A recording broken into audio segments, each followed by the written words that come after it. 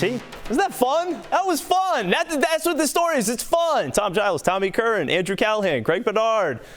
Greg, you got that look on your face. I don't know if you're really feeling it, you know, that kind of that Friday fun that Malik Cunningham's bringing for us. It's gas. Yeah, and a late night at the stadium. Look, the kid had a really good night. He brought a spark. He was the best player on their offense by far.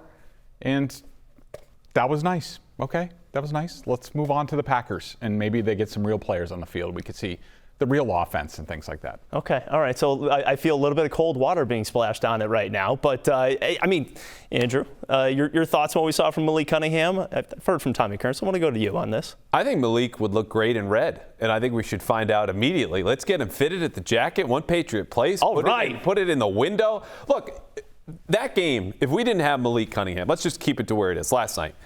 We're coming in here, doom and gloom. Is the offense already a mess? They don't have any offensive linemen who are healthy, available, anything. The fact that he scored a touchdown, at least for a day, on a Friday, we're all celebrating, going into the weekend, changed the entire narrative. Does that mean anything come week one? No. But we're all smiling a little bit more. Thank you, Malik.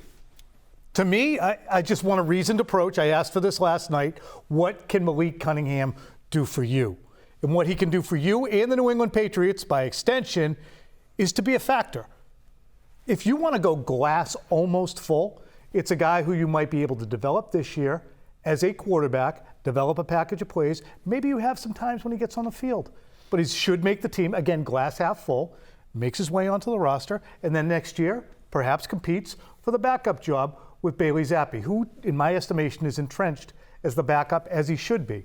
But to me, there's other quarterback issues. I didn't think it was that bad because of the giant caveat of no starting offensive linemen out there and the amount of inexperience. And I thought the defense put a little wind in my sails. So my overall was not as negative as the product that we were seeing offensively. And we'll get to that. You're starting to also talk about the ceiling for Malik Cunningham, and we actually want to ask you out there as well because we have the conversation up there for you. You can vote in our poll. Do you see Malik Cunningham eventually becoming a starting quarterback, a backup quarterback, a receiver, or a gadget player?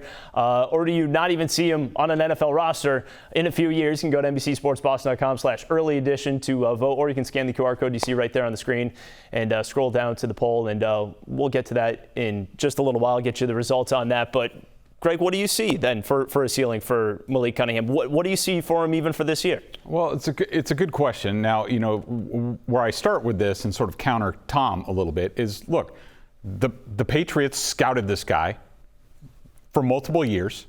They signed him as an undrafted free agent. Where did they put him in camp? At receiver. Yep. And he only started getting quarterback reps this week as first preseason game, have him ready, what have you. So, there's that factor. So the Patriots establishment, front office, evaluated him as a receiver, not as a quarterback. So that's where I start. Now, look, I'm all for twitchy guys. The Patriots need as many twitchy guys on offense as they can find. He's one of those guys. For me, I see him very much as a developmental player. Maybe you get him on a dual track sort of thing. But, as far as like a 53-man roster spot, I think we're pretty far away from that. Could it happen? Sure. But as of today, I think that's pretty far away. Do you think you'd be claimed off waivers, though, if they didn't have him on the 53?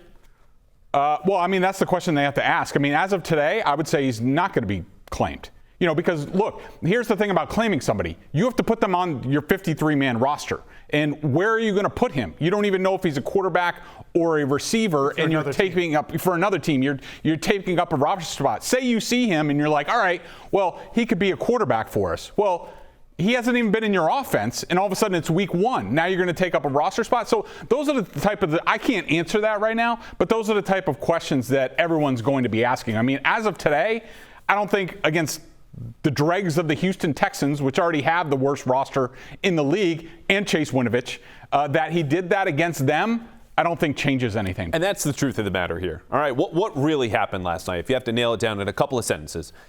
Malik Cunningham played one drive against a team that might get the rights to the number one overall pick, which they'll owe to Arizona because the roster is so poor. He scrambled a lot. He had a couple RPOs.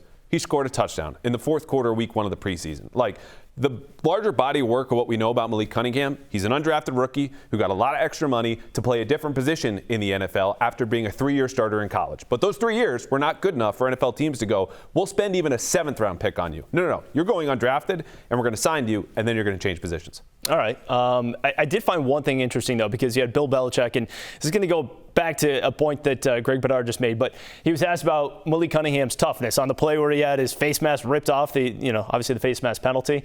And here's what Bill had to say about his toughness.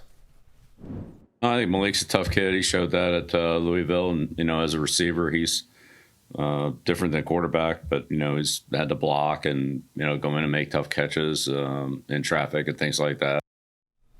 Okay, so what stood out to me was that as a receiver is what he's talking about there. So it's almost like Bill wants to address it like Malik Cunningham's a receiver in this situation. Am I reading too much into that? I think a 7:30 conference call after the first preseason game, I wouldn't hold him necessarily to all of that. I think he's talking globally, his toughness, the amount of hits that he took while he was at Louisville, the amount of hits that he took, the kind of hits that he took last night.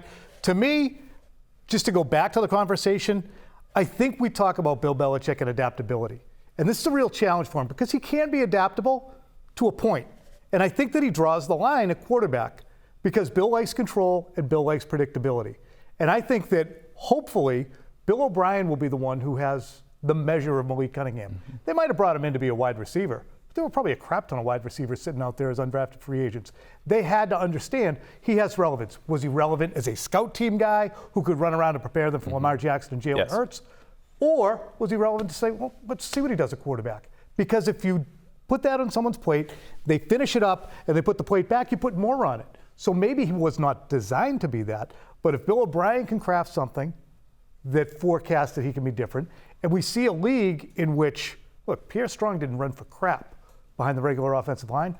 Once you put Malik Cunningham in there, he had his best run of the night. I'm not going to say it's completely related to the notion that Malik can take off and run around the corner on an RPO, but that stuff doesn't hurt. Well, I'll say this. It's going to make me bone up on the new third quarterback rules, which I had basically ignored. But if there's a loophole there that makes sense to getting him there, like, maybe Bailey Zappi is the deactivated third quarterback for the game, but Malik Cunningham's up, Bill Belichick is going to find it.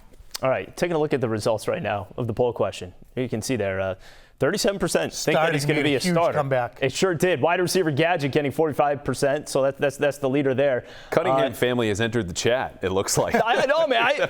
Listen, you listen to all the callers on radio today. It was either that, they were all about the Malik Cunningham hype train, or some of them just thought that he's not even an NFL player.